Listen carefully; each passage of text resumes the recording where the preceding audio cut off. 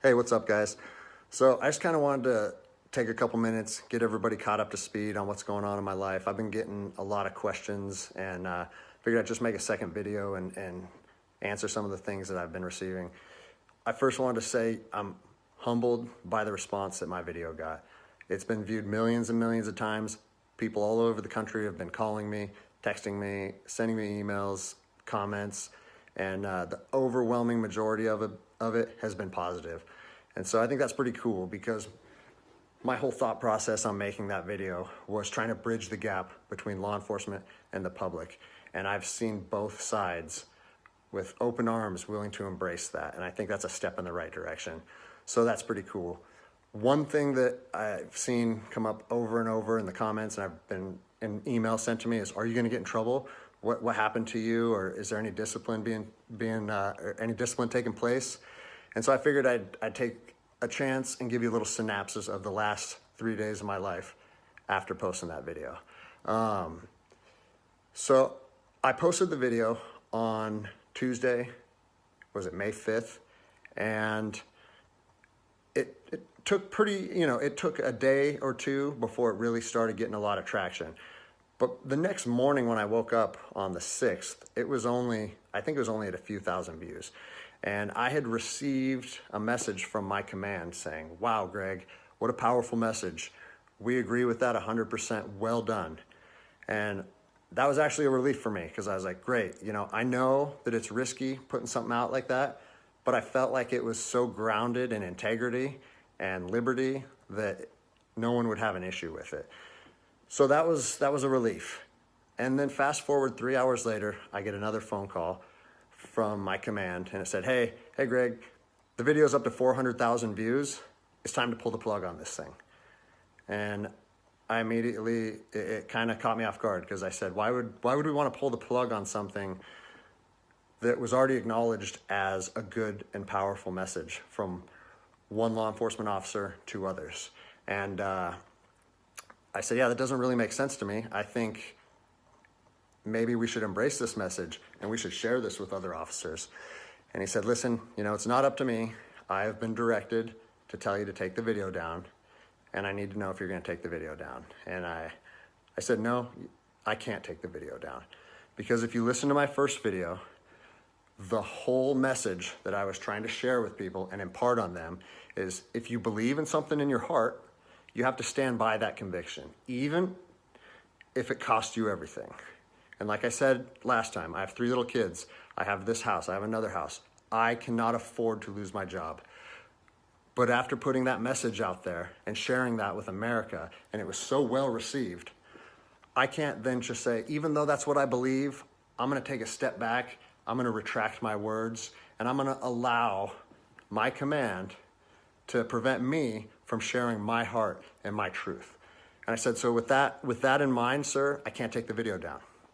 And, I didn't know where this was gonna go.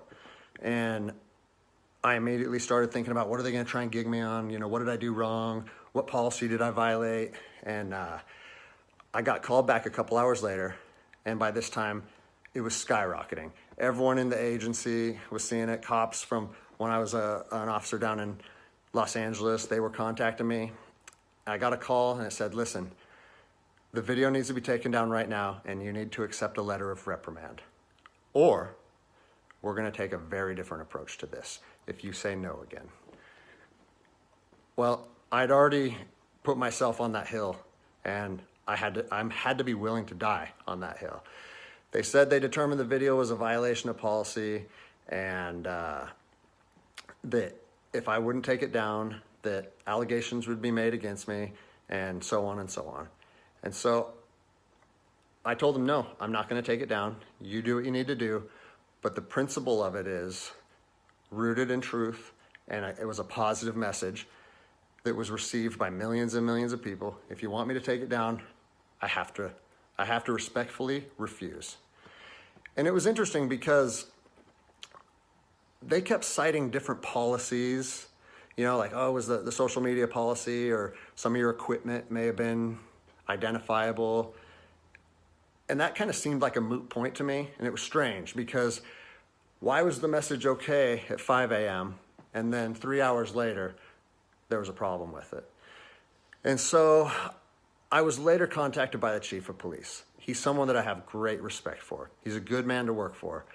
And he's the one that shot me straight. And he said, Greg, if you openly defy your governor, you can't be a police officer in the state of Washington. And I told him, I said, you know what, I can respect that. And if I were in your office, I would shake your hand, respectfully disagree, and say, maybe I'm not meant to be a police officer in the state of Washington then. And here's my thoughts on that, okay? You have to do your research. You have to figure out what your true north is, what your truth is, and where you stand on issues. For me personally, I believe that the Constitution supersedes all other documents, all other laws. There's case law supporting that. If you look at Marbury versus Madison, 1803, it says any future laws created that are repugnant, meaning in conflict with the Constitution, are null and void. So when I look at how I feel comfortable enforcing the law, and I see people exercising constitutional rights, it doesn't matter if there's different executive orders, requests from mayors, requests from governors. To me, the Constitution supersedes that, and I'm going to stand with the people. Well, unfortunately, higher up in all agencies, there's a political game being played, and now I am on a administrative leave status pending termination. I was told by both the agency and the union that I was asked to take it down, and I refused. So that's refusing a direct order. It's an insubordination charge, and it will result in me ultimately being let go from the agency. And I said, you know what? If that's what you guys have to do, if that video is so bad that you want to take my career from me and you want to leave my, potentially take my ability away to provide for my family because of that video, do it. Because I'm going to stand by my convictions, just like I said in my last video. So yeah, it's weird, how fast your life can change in a week. It's something that I never thought would happen. I never thought that I would make a video that would resonate with millions of people. But my head is held high. I'm not intimidated or upset by how this played out. Like I said in my last video, man, I fought in the streets of Ramadi during 04 and 05. I came to terms long ago that my convictions and my beliefs may cost me everything up into my life. And even though it's 15 years later and I'm a police officer in Seattle, Washington, that truth still remains for me. So I don't have an option to back down or feel sorry for myself or give in and say, you know what, I got kids and I think I'm just going to take the letter. No, if they want to do me like this for standing up for liberty, they can do that. I'll leave you guys with this. It's on to the new adventure for me. I've been doing different things my whole life, and I'm actually excited, to tell you the truth.